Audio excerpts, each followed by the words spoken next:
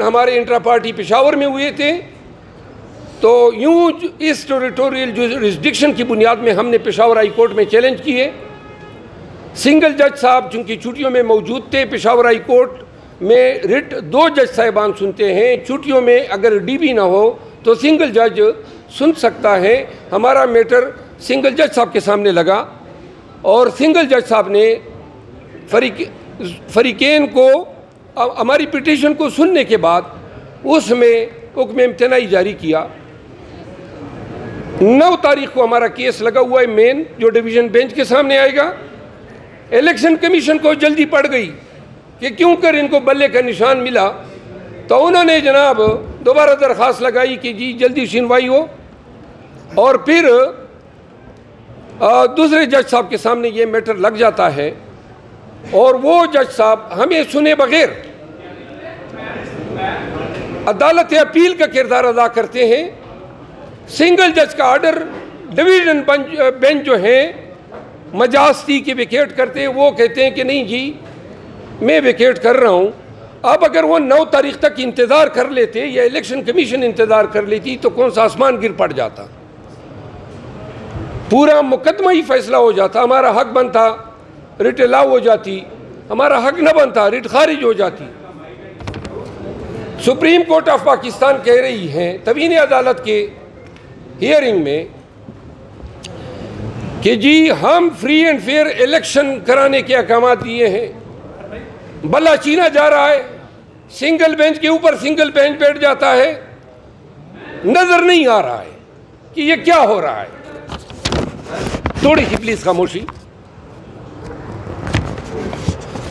फिर आप देखते हैं कि जब ये समाअत सुप्रीम कोर्ट में होती हैं तो ये सुप्रीम कोर्ट की बिल्डिंग तक महदूद नहीं है, लाइव टेलीकास्ट हो रही हैं दुनिया भर में। पाकिस्तानी और दीगर अक़वाम से वाबस्ता लोग इनको देख रहे हैं।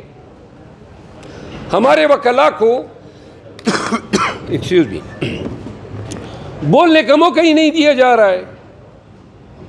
आप देख रहे हैं बार बार ठोका जाता है, बार बार सवाल, और जब बात करते हैं कि जी आप तकरीर मत करें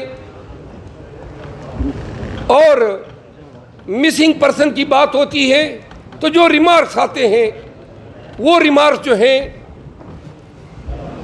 वो रिमार्क्स प्रीटी अनवारंटेड होते हैं, कमेंसुरेट नहीं होते हैं सुप्रीम कोर्ट के शान के सामने कि सुप्रीम कोर्ट इस तरह के रिमार्क्स जो हैं, और फिर माइंड भी डिस्क्लोज हो जाता है।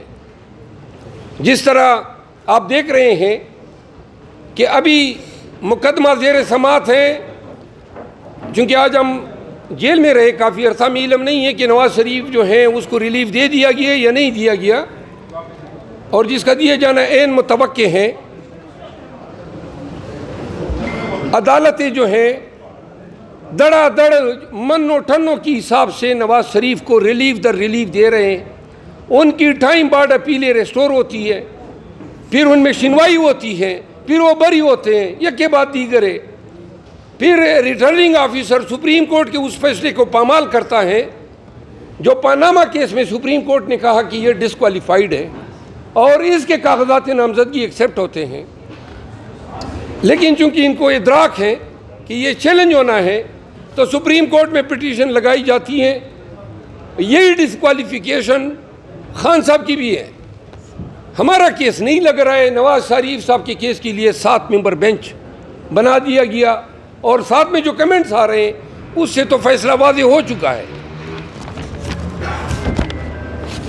सुप्रीम कोर्ट ये भी नज़रअंदाज करती है कि ये वो शख्स है जो 4 साल मुजरिम इश्तिहारी रहा, और जब पाकिस्तान आता है तो रेड कारपेट वेलकम किया जाता है, मीनार पाकिस्तान में जलसा कराया जाता है, और फिर पूरा निज़ाम नवाज शरीफ के आगे सरनगू हो जाता है।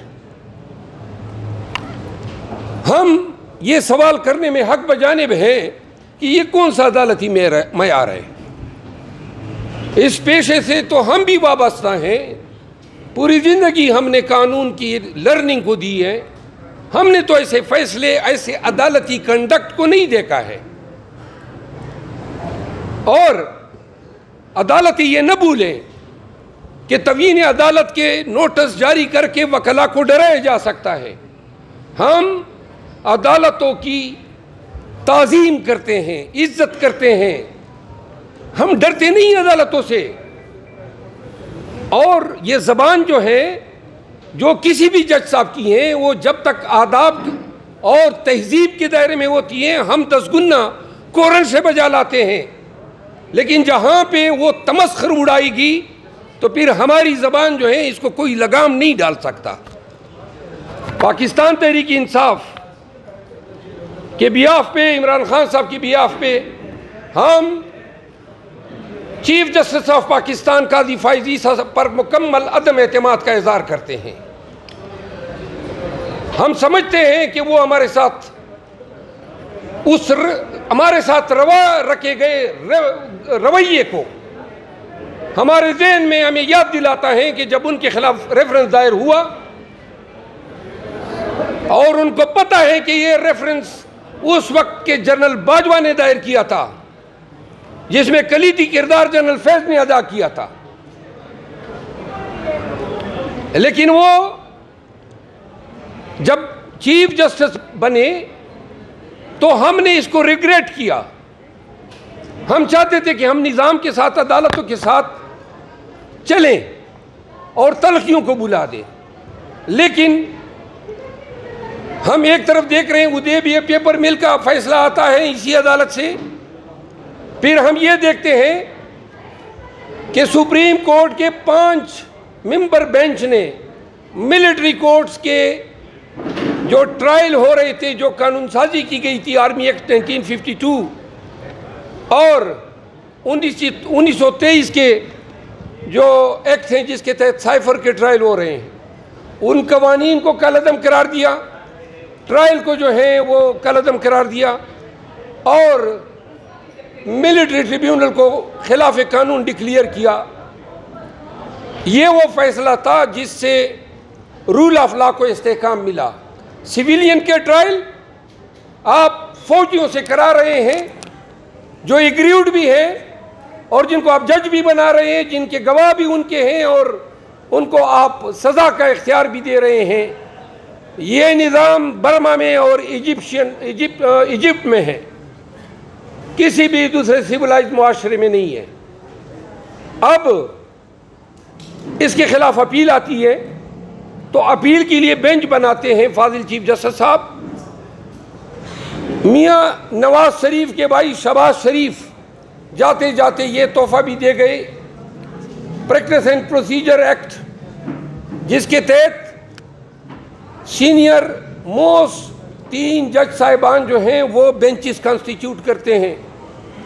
तो इसके लिए अपील बेंच जो थी उसमें एजाजुल हसन साहब की कोई राय जो है न ली गई, न कोई बेंच की कॉन्स्टिट्यूशन डिस्कस हुई, और जिस पे फाजिल जज साहब ने लेटर भी लिखा।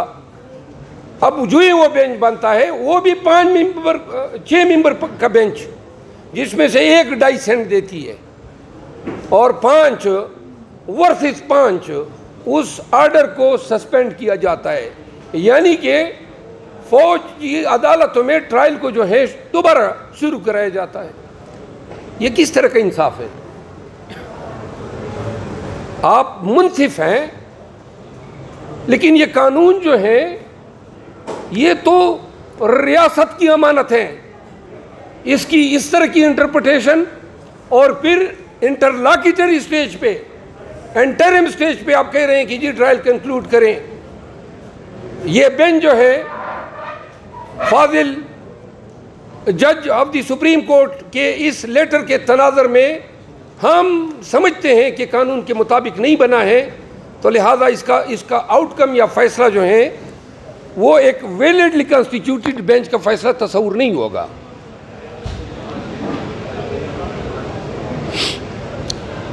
इसके बाद आप देख रहे हैं कि हम जब सुप्रीम कोर्ट में सुनवाई हो रही है और जब हियरिंग हो रही है तो बेंच की तरफ से रिमार्क्स आते हैं कि जी लेवल प्लेइंग फील्ड कहाँ पे नहीं दी गई। और जब हमारे साफ़ी दोस्त का जिक्र होता है इमरान रियाज कि जी ये कौन है, और फिर उनके लाने न लाने पे, और फिर जब चीफ साहब ये कहते हैं कि जो उठाए गए वो क्यों नहीं आते हैं, और जब वो ये कहते हैं कि जी आपका ये चाहते हैं कि जो लोग पीटीआई छोड़ गए हम उनको दोबारा पीटीआई में लाए, और फिर हमारे वकील को कहते हैं कि सियासी बातें ना करो। जब सियासी केस होगा और आप सियासी बातें करेंगे तो वकील भी सियासी बातें करेगा। फिर आप ये देख रहे हैं कि जब से चीफ जस्टिस साहब चीफ जस्टिस बने हैं, हमारा एक केस भी अभी तक उन्होंने, खान साहब का जो साइफर केस में बेल हुई वो दूसरे बेंच ने की। 186A के तहत हमने दरख्वास्त दी है कि तमाम केसेस इस्लामाबाद की जुरिस्डिक्शन से किसी भी दूसरे हाई कोर्ट की जुरिस्डिक्शन में ट्रांसफ़र किए जाए। वो अभी तक नहीं लगा है, 5 महीने हो गए हैं, 6 महीने। फिर